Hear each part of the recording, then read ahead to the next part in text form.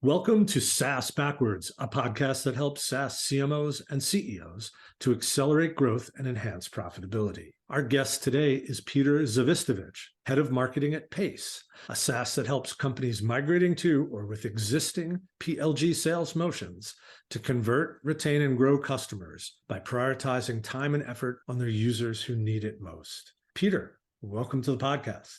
Thanks, Ken. Really great to be here. And it's great to have you. Before we dig into our great set of topics, could you tell everyone just a little bit about you and a little more about Pace? Yeah, absolutely. So, for the better part of a decade, I've been actually working in developer-facing companies in marketing and growth.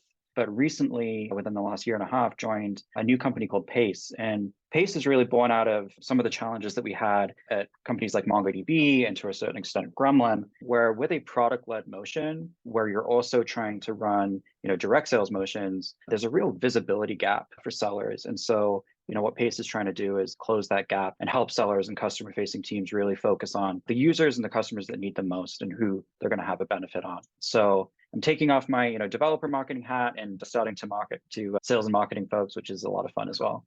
Well, we like to believe we're fun, that's for sure.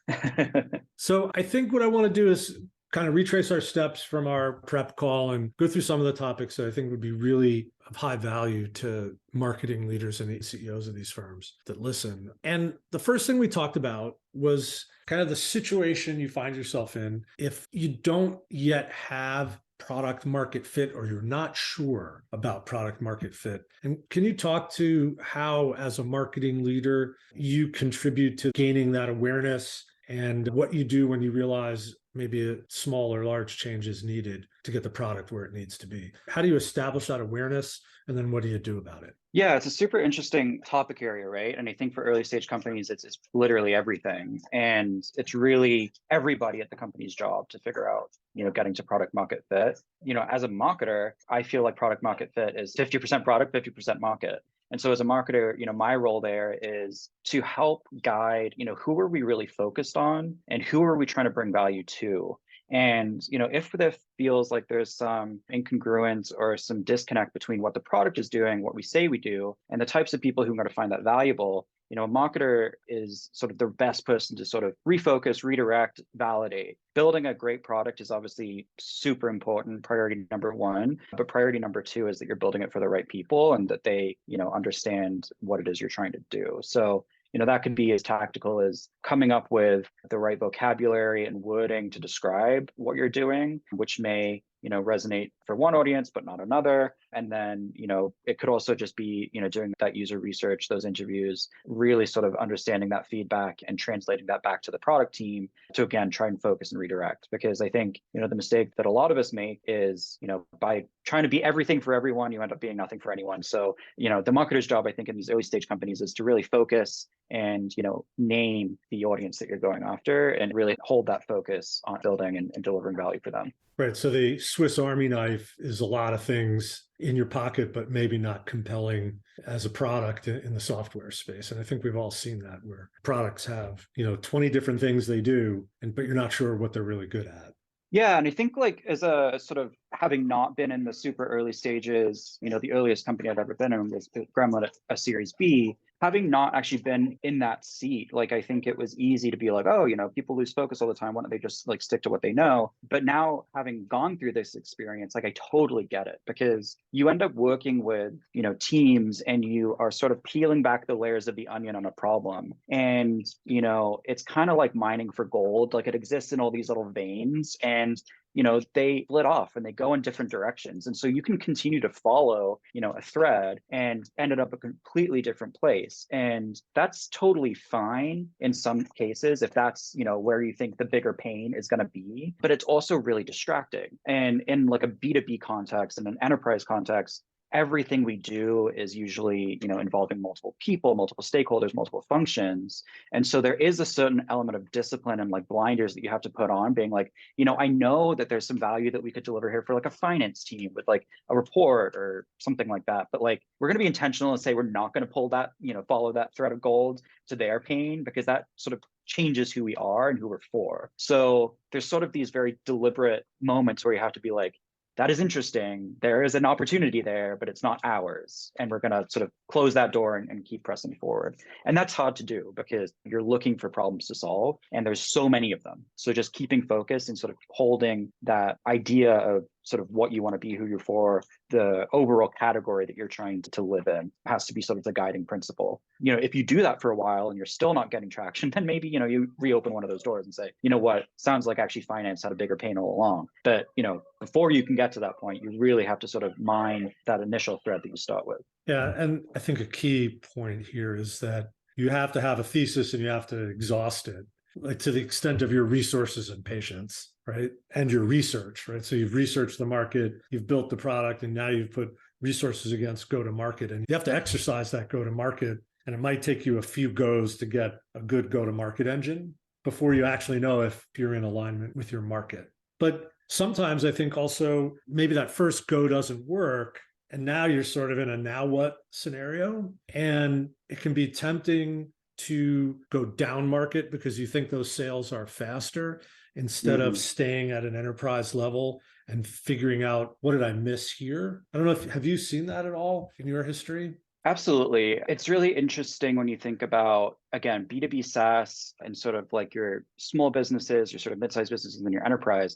There's a whole category of problems that enterprises have and nobody else have. But as we all know, selling into the enterprise is super complicated. And a lot of those problems are a result of them being complicated. So it is a double-edged sword. I think of Pace kind of being in that category of like, you don't really experience the types of problems we really solve until you get to at least sort of a mid-size level. If you have some product market fit, you have some organic volume, and now you're really focused on optimizing and scaling. The types of problems we solve are not going to be top of mind for someone who's just getting going. Like they have more, foundational things that they need to address. And so if we went and started knocking down doors of folks who just raised their first round of money, or they just hired their first set of employees, like they have more pressing concerns and they should absolutely focus on those first.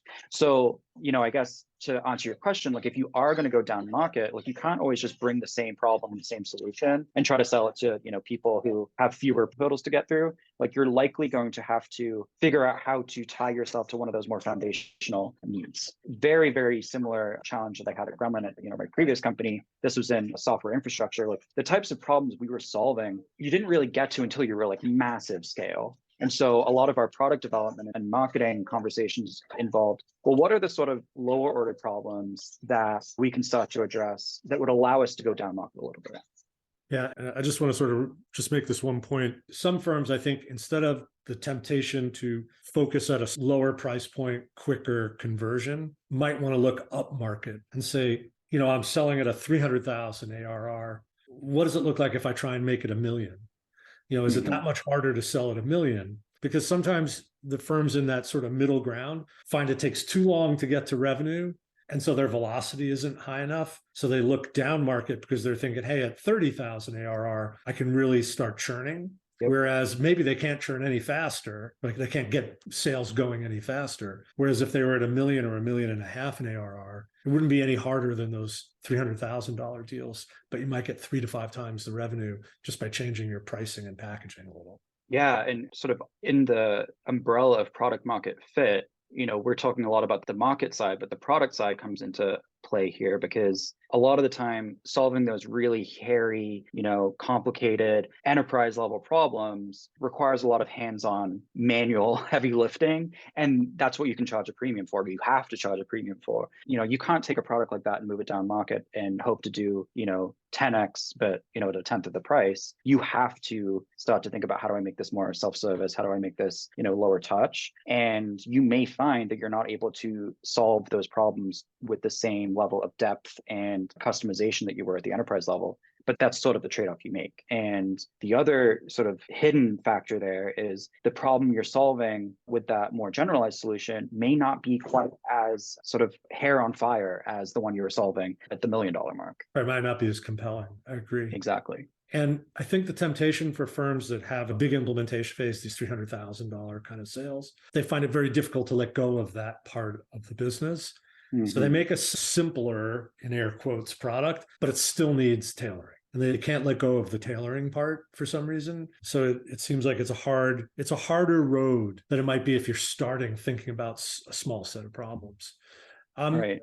But what are the early signs that you have product market fit? Have you experienced that? And can you talk to it like, hey, yeah, this looks like it's going to go kind of scenario?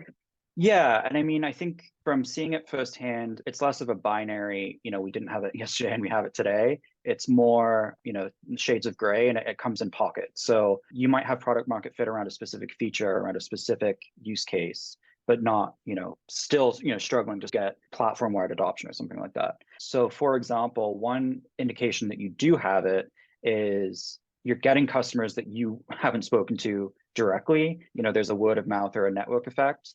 And that's a beautiful thing when it starts to happen, where your existing users become one of your biggest acquisition channels for new ones. That is sort of like plain and simple indication that you have some degree of product market fit, because you know what, we don't recommend things to other people unless we think they're valuable. So that's number one. And number two, like there is just a sense of lubrication that comes to the whole process. Like everything feels just a little bit easier. When you send an email, you get better open rates. When you add a new feature, you get higher pickup. Just sort of everything kind of gets a little bit easier. So obviously it's an iterative process. You may find product market fit with a cohort of people who are early adopters of interesting technology, and then you have to go and find it with the enterprise user, or maybe the more like laggard users. That's a very classic sort of software trajectory. The crossing the chasm. Exactly. But yeah, that's sort of the first sign that you have something worth investigating, is if your users start referring other people to your product.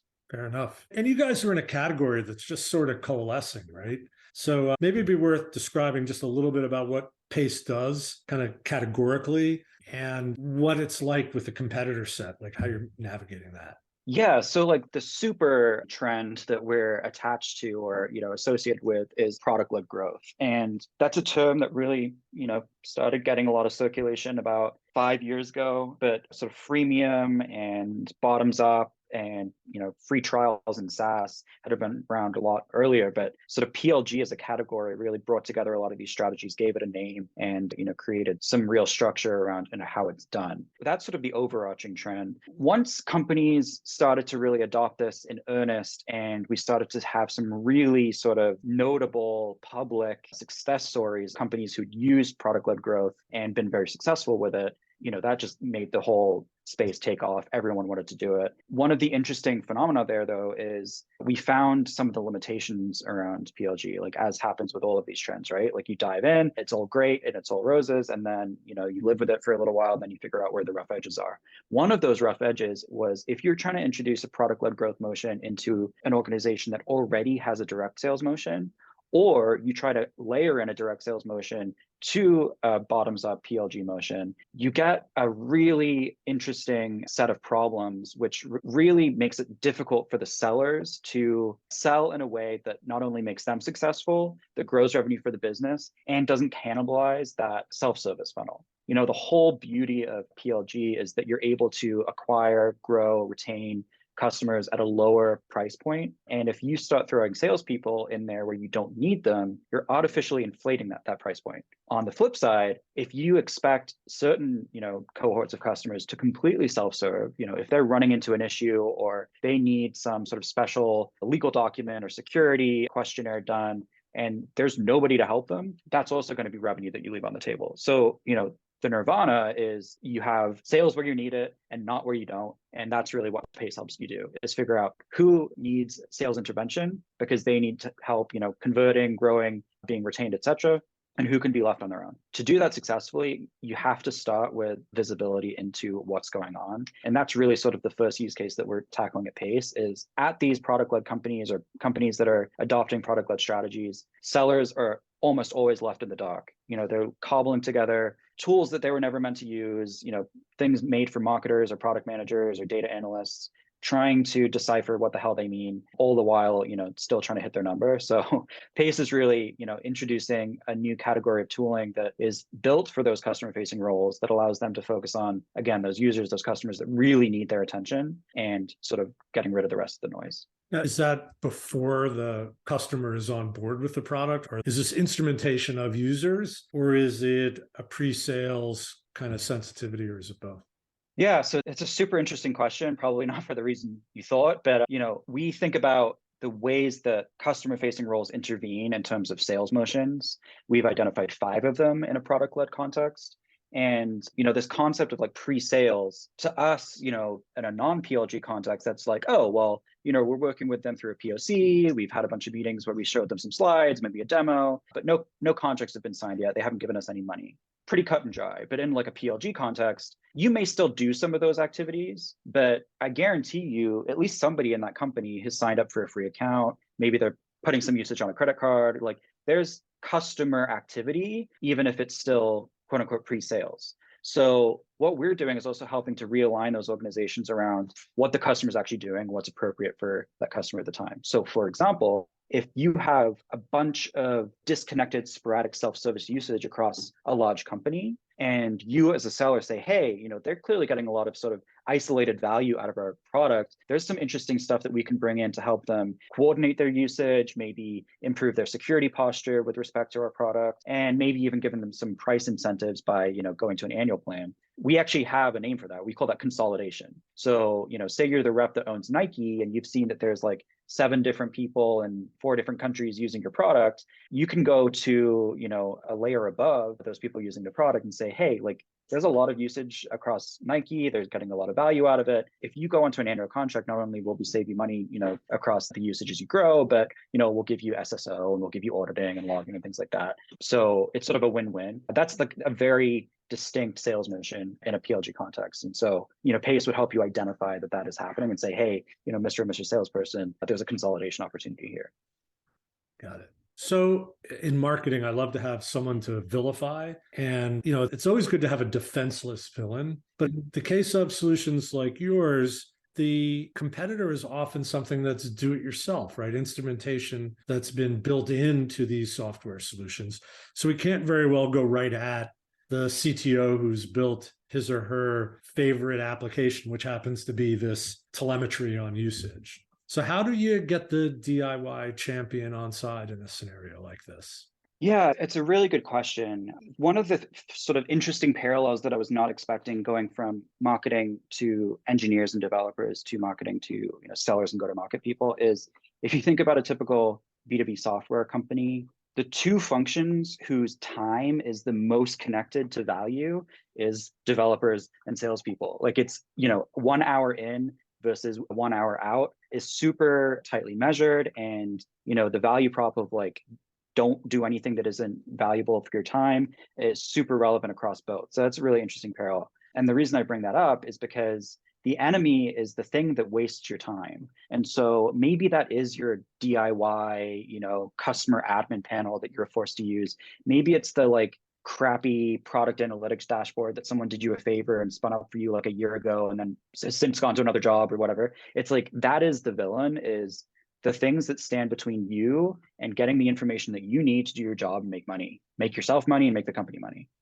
So the proposition is that there's no better investment of money to free up time to go make money or make interesting things, right?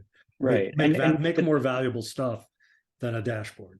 Yeah. And the DIY thing is always challenging, right? Like, as we've chatted about, there's usually someone who's poured a lot of time, energy, and heart into that internal application and, maybe made a name for themselves because of it. And in some cases, we're chatting with teams who've been using that for some time and, it makes sense to actually move on to something a little bit more robust. For that individual, sometimes you meet resistance because that's, it's kind of like their baby. So depending on the person and the circumstances, in some cases, it's a similar conversation to them. It's like, hey, what is your day job when you're not maintaining this thing? Wouldn't you rather be doing that? Or what are all the things that you're not able to get to because you get random requests to update this view, or you're basically having to act as a product manager for this internal tool and doing all of the things, that entails. In some cases, that's enough. And they're like, oh yeah, you know what? There's a million things on my to-do list that I'm not able to get to because I'm playing PM for this internal app. In other cases, like there's a little bit more of a resistance and they see it more as sort of like an existential threat to sort of their value at the company. Those are always a little bit more tricky. And then it's more framing around how can, Pace or whatever product it is you're selling make you more powerful and make the thing that you've built even more visible and even more able to be accessed by people and still sort of make them the hero. But, the way that it's happening is actually through your product versus sort of their strung together stuff. Have you ever taken a DIY product and incorporated aspects of it into Pace? Yeah. So, without going into too much detail, sometimes what happens is basically there's like some front end of the internal app, and then there's some back end of the internal app. And then obviously Pace has a front end or back end. Sometimes what we'll do is say, hey, the front end of your application is now going to be Pace, but all the, logic powering it, we're still going to integrate with what you've built. Or the reverse, like, hey, they still want to use this internal dashboard, but Pace is sort of the logic engine behind, and we'll push it into that. There's pros and cons of that approach. Obviously, from a change management standpoint, having a consistent front end is nice. People don't have to change context from where they've been working up until that point. But there's also a lot that we do design wise and user experience wise that helps guide people to the right outcomes. So it's not ideal, but we'll certainly do it. We're not so dogmatic that we're going to get in our own way that way. But yeah, I think with a larger company, especially one with embedded procedures and workflows, you've got to meet the customer where they are. And if that entails, merging in with what they have already, then absolutely, we'll do that all day long. One last thing I wanted to talk about in this section of the podcast is, it was sort of an offhand remark you mentioned, but you'd said one of the things in this category is you don't want to get beat by the hype cycle. And I really wanted to understand what that meant, because I thought it was a great quote, but I'm not exactly sure what you meant. And I'm sure you do know. Yeah. So I've had the luck, I guess, of working for companies who, for various reasons, are sort of at different stages of their hype. So, with MongoDB, there was this whole, movement around NoSQL databases. So moving away from relational databases to something a lot more flexible. And there was sort of this huge hype wave sort of in the mid 2000s, towards 2010. And then, as Gartner predicts, or whoever originally coined the hype cycle, and then there's that trough of disillusionment. Hey, we put this new technology into a bunch of different scenarios, and it wasn't all it was cracked up to be. It has a lot of rough edges. It's inevitable. But hopefully you come out on the other end, et cetera, et cetera. But in each of the companies that I've worked for, I've sort of been on that upward trajectory where it's just sort of part of the hype. And I think product-led growth and sales within product-led growth is definitely having a moment right now.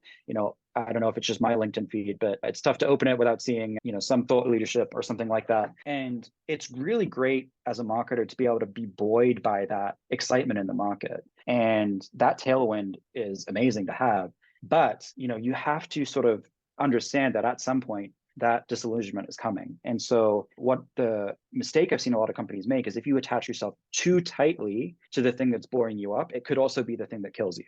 So I saw this a lot with certainly previous generations of AI, certainly with companies attaching themselves to blockchain, certainly with companies attaching themselves to like low code, no code. A lot of those are spaces that were really exciting for a while. And the companies that were like just synonymous with those trends, didn't survive when those trends ultimately sort of failed to be all they're cracked up to be.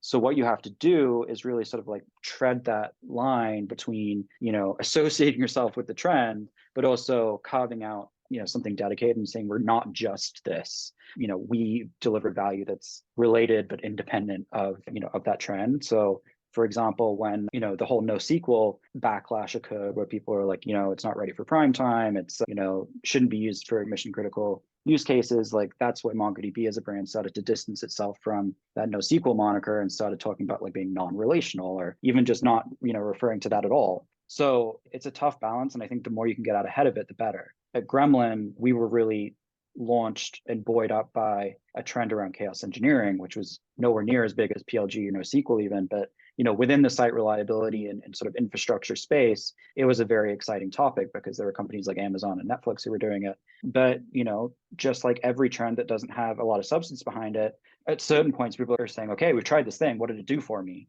And so, Gremlin had to say, hey, you can use this for chaos engineering, but also we're just helping you be more reliable in general. And we do that through a bunch of other stuff as well. So, Gremlin became known as, a reliability platform, not just a chaos engineering tool.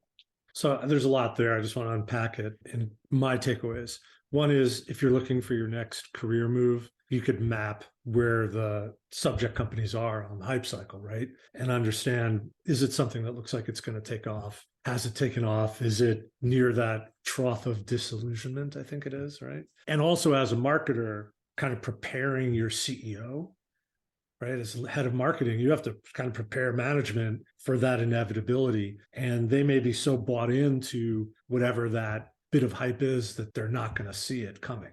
So Right. And sometimes it's like advocating for killing the goose that laid the golden egg. Like you're saying, you want to walk away from that trend completely. It's like, no, no, no. It's about owning it, being an authority in that space, but helping people understand that there's more to it. Because the worst thing to do is attach yourself to a trend and then not be able to move the needle for people with respect to that. A lot of marketing teams, and I've been on them, will see, hey, this thing is blowing up right now. We could probably have some sort of piece of that pie. Like if you squint, you could kind of figure out how we would fit in that space. And you build all this content, you run all these campaigns, update the homepage to associate yourself with that trend. But like you haven't actually helped deliver the value that that trend promises in any way. And you certainly haven't helped, smooth over those rough edges or help that category mature in any way. that's awesome. I think that's a really cool insight, and that'll be of great value to people listening. Thanks. So I want to go back to Mongo just a little bit because we talked about this moving from enterprise to product-led growth as maybe an important trend within the software business. And Mongo has a really successful product that's Atlas, but the first go wasn't as successful, right? So what were the lessons learned and how did they apply them to Atlas? And what did you take away from that as you went forward in your career?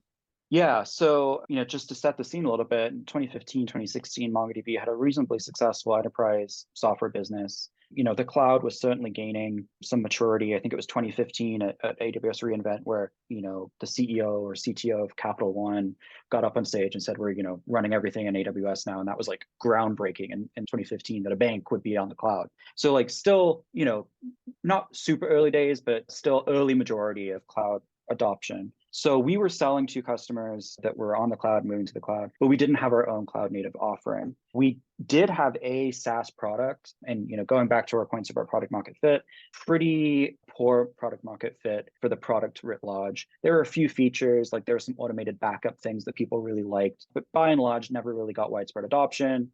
And because of the sort of lack of confidence in the product itself, there were sort of fits and starts from the company really presenting that a primary offering and really leading with it.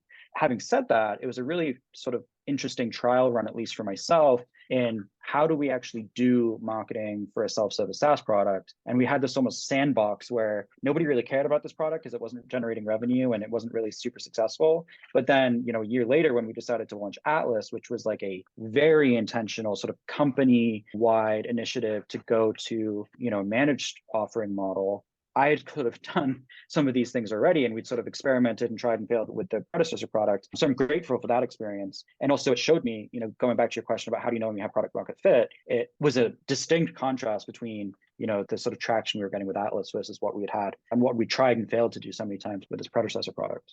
And so the Atlas has become a big part of the revenue at Mongo, right?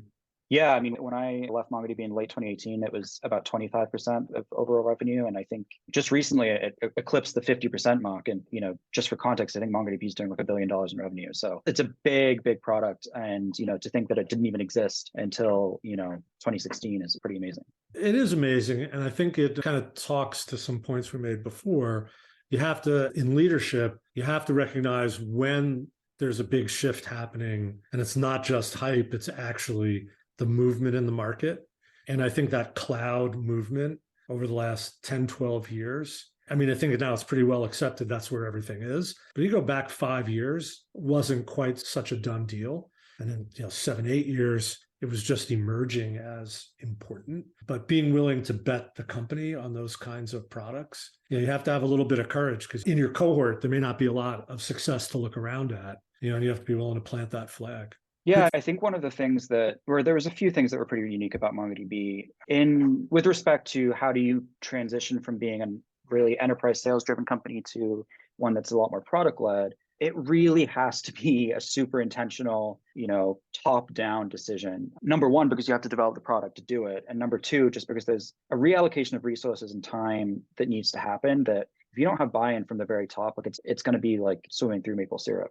And so that's what I'll say for MongoDB is like, it was a very visible and intentional initiative. For the first 6 months that Atlas was launched, we had weekly meetings where, it was the CEO, the CTO, and sort of representatives from each of the different departments sort of being like, what's the update? What's the status? So it wasn't just a sort of side project. Let's see how this goes. It was very intentional and a major investment. And I think that's one of the challenges that I see when I chat with people who are thinking about doing this shift is they kind of want to have their cake and eat it too. They're like, well, can we just do this PLG thing on the side, see how that goes, and then once it's doing well, we'll just sort of cut over and do that full time. There are ways that you can isolate that experiment a little bit, but if you don't have the product for it, you need to invest there first, and that's usually hurdle number one. And then hurdle number two is if your addressable market isn't huge, like you're going to have to make a decision both sort of at the macro level and on the micro level, who you're offering which product. And even that challenge of like, well, we've got our enterprise offering and we've got our PLG offering, but we only have 1,000 companies we can sell to.